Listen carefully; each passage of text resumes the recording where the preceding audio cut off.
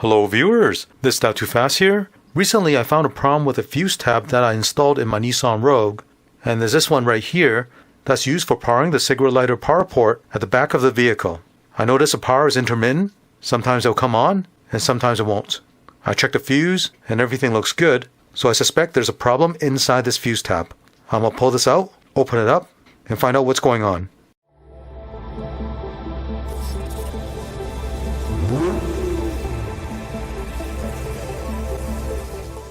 Right here is a fuse tap, so let's open this up and see what's going on inside.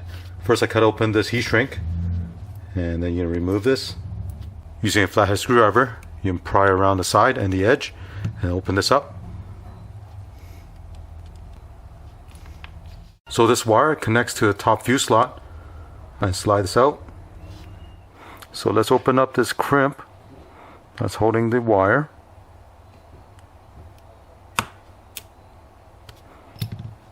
And the wire is already falling out. Wow.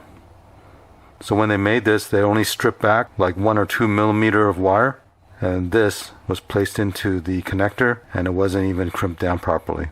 And that's why I was getting intermittent connection with the accessory that I was powering. Now this wire looks like a 16 gauge wire. I mean, it's a good wire, but the connection was just not a solid connection onto this connector here, and therefore I was getting intermittent power to the accessory. I just want to show you this because I know people use these fuse taps a lot and they rely on the power delivery of these connectors. But if this crimp is not made properly, you're going to have problems with either intermittent power, or worst case scenario, if you're running a high current device, this can actually heat up and melt this wire and cause a fire. So just beware of that. Now for most people, you end up probably throwing this away, but if you want to fix it, you can, and let me show you how. So I went ahead and opened up this crimp right here, and here I have a piece of 16 gauge wire. I'll strip back part of the insulation. I'll put the wire into the connector. I'll crimp down the connector a little bit.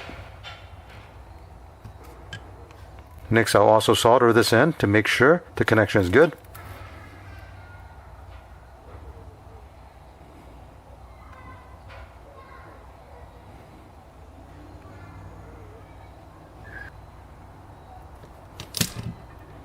And now this connection is good.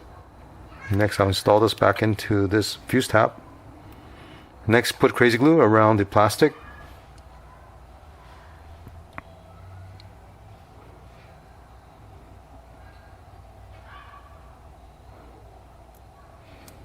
Place a back cover onto the fuse tap.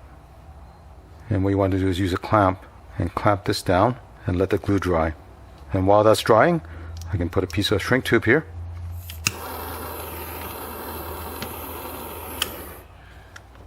And now this fuse tap is fixed and you can use this in your vehicle. I hope you found this video to be helpful. If you ever run into any problems with your fuse tap where the power is intermittent or it doesn't seem like it's delivering enough current, this is how you can check if your fuse tap is the problem. As always, thank you for watching. I'll see you in the next video. Thank you for watching this video. To support this channel, remember to click on thumbs up, subscribe to my channel, and turn on the notification bell so you get notified of new videos.